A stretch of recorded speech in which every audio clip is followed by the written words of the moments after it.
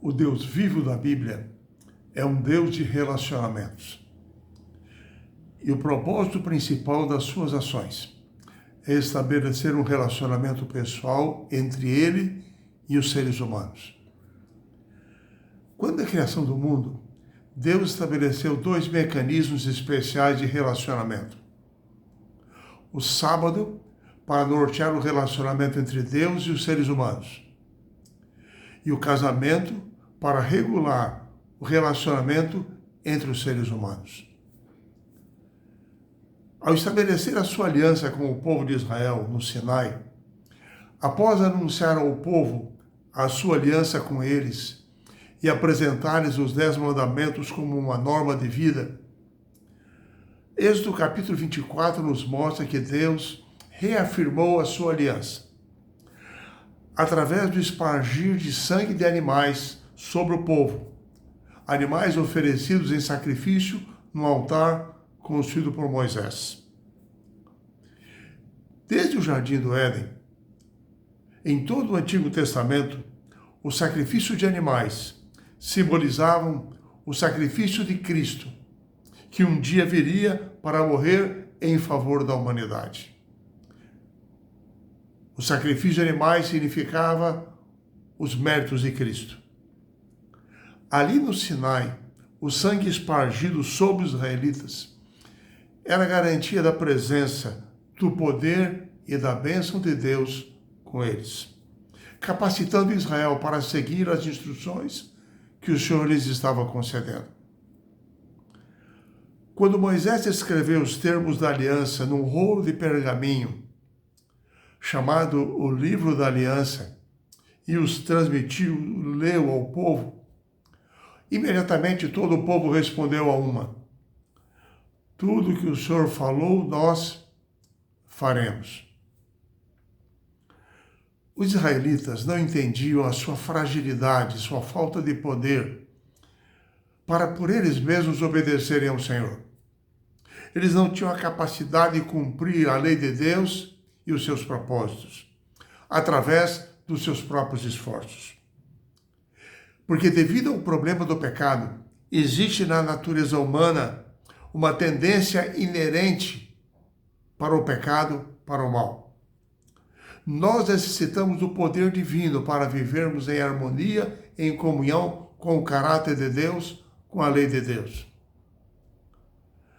Conectados com Deus através do estudo da Bíblia, ao nos comunicarmos com Deus através da oração, nós recebemos o poder do Espírito Santo para podermos não apenas entender aquilo que pertence a Deus, como temos suprido a nossa necessidade de força e poder para enfrentar a nossa realidade e vivermos em harmonia com o Senhor. Por não entenderem a situação, é que os israelitas enfrentaram nas décadas seguintes muitos problemas no deserto e nos séculos seguintes até os dias de Jesus. Problemas de legalismo, tentando por eles mesmos obedecerem à lei de Deus, o que é impossível ao ser humano. Assim, a obediência à palavra de Deus, aos mandamentos de Deus, decorre da nossa comunhão com Ele e do poder que Ele nos comunica para obedecerem. No livro de Êxodo, nós encontramos que Moisés subiu e desceu do Monte Sinai pelo menos 6 vezes. A primeira vez foi quando Deus pediu que ele subisse e ele sozinho recebeu de Deus a proposta da aliança que o Senhor desejava fazer com o povo de Israel. Ele desceu do monte, comunicou a proposta de Deus e o povo disse: tudo que o Senhor falou, nós faremos. Êxodo 19, 3. Aí uma segunda vez Moisés subiu, ainda sozinho, para dar ao Senhor a resposta que o povo lhe havia fornecido, havia respondido. Deus, nesse momento, orientou então Moisés quanto ao preparo que eles deviam ter como povo de Deus para poderem receber a aliança. Moisés desceu, disse ao povo como deveria se preparar. Em seguida, Moisés subiu pela terceira vez. Agora Arão foi com ele até o pé do monte. O povo permaneceu no acampamento. Em Êxodo 19, 24, nós encontramos essa situação. Moisés subiu ao monte, e nós vimos isso em Êxodo 20 e 21, que ele estava sozinho, e ali Deus proclamou os 10 mandamentos, que encontramos no capítulo 20 de Êxodo. Deus proclamou para que todo o povo ouvisse, em meio a trovões e relâmpagos, a uma grande manifestação do Senhor. Moisés, após os 10 mandamentos, desceu do monte.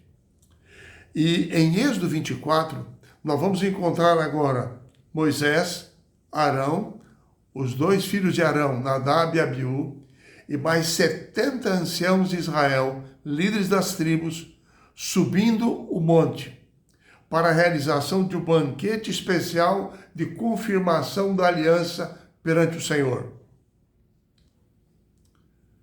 No Oriente Médio Antigo, participar de um banquete significava estabelecer, firmar vínculos de amizade. Significava um compromisso, firmar e estabelecer um vínculo de amizade, comprometendo-se a apoio mútuo em tempos de crise. Era também esse banquete uma ocasião de perdão para problemas anteriormente ocorridos entre as duas partes. Naquela ocasião ocorreu o que nós costumamos chamar de teofania, a manifestação de Deus, porque a Bíblia diz: eles viram a Deus, sua glória na nuvem. Na experiência do povo de Israel no Sinai, houve 3 momentos em que o povo respondeu ao Senhor: tudo que o Senhor falou, nós faremos. O Antigo Testamento mostra que eles falharam em cumprir aquilo que prometeram. E Deus então enviou profetas para mostrar como eles poderiam, na verdade, tornar-se fiéis ao Senhor. 4 orientações receberam. Primeiro, eles não possuíam capacidade em si mesmos para obedecer. Por causa do pecado, o poder para obedecer não está no ser humano. Segundo, eles necessitavam do poder que vinha de fora deles, transformando sua natureza, atuando em sua mente, o poder do Espírito Santo de Deus.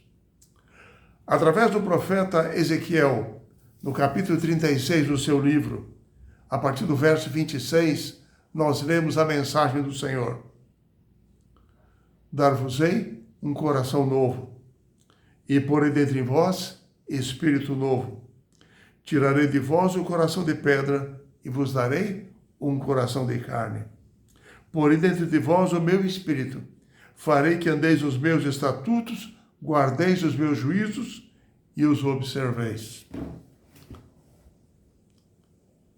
O terceiro ponto é que, às vezes, nós pensamos que a fé é um dom de Deus, mas as obras são a nossa parte na salvação.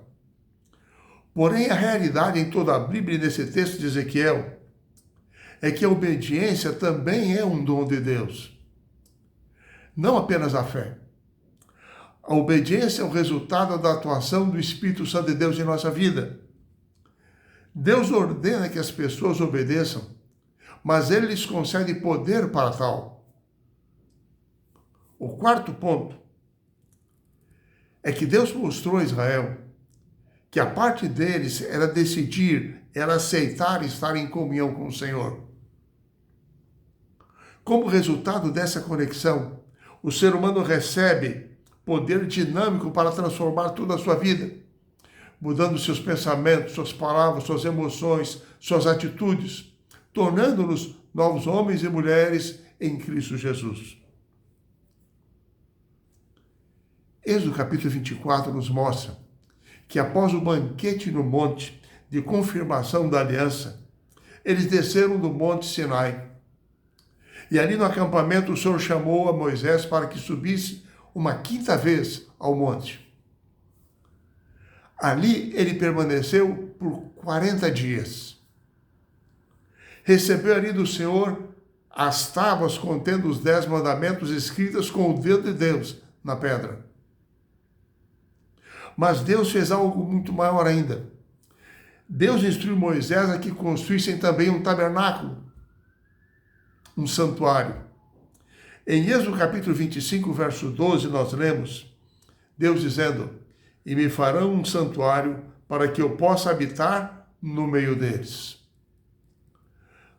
Na Bíblia, nós aprendemos que Deus não habita em edifícios feitos por mãos humanas. Porém, para ensinar um povo inculto, ex-escravos, de um modo visível, Deus queria mostrar que estava junto deles, no meio deles. E ali, através do santuário, ele manifestaria a sua presença. Um detalhe importante que nós observamos no texto bíblico é que Moisés teve que construir o santuário em Israel de acordo com o modelo que Deus lhe mostrou. O apóstolo Paulo, em Hebreus capítulo 8, diz que aquele santuário refletia o santuário celestial. Moisés recebeu detalhes e instruções específicas sobre a construção do santuário, sua mobília, seus véus, suas cores, suas medidas, a mesa com os pães da proposição, o candelabro, os altares, as vestes dos sacerdotes. Deus deu orientações precisas sobre tudo envolvendo a construção do santuário. Ele estava dividido em 2 compartimentos, o compartimento santo e o santíssimo. No compartimento santíssimo ficava a Arca da Aliança, dentro da qual estavam as tábuas contendo os 10 mandamentos. A tampa da arca era chamada de propiciatório, na qual era aspergido o sangue para a purificação do pecado no dia da expiação. Mas mais importante do que as ordens para a construção do santuário é nós observarmos que todo o ritual, todas as cerimônias envolvendo o santuário, de modo detalhado, elas representavam o plano da salvação da raça humana.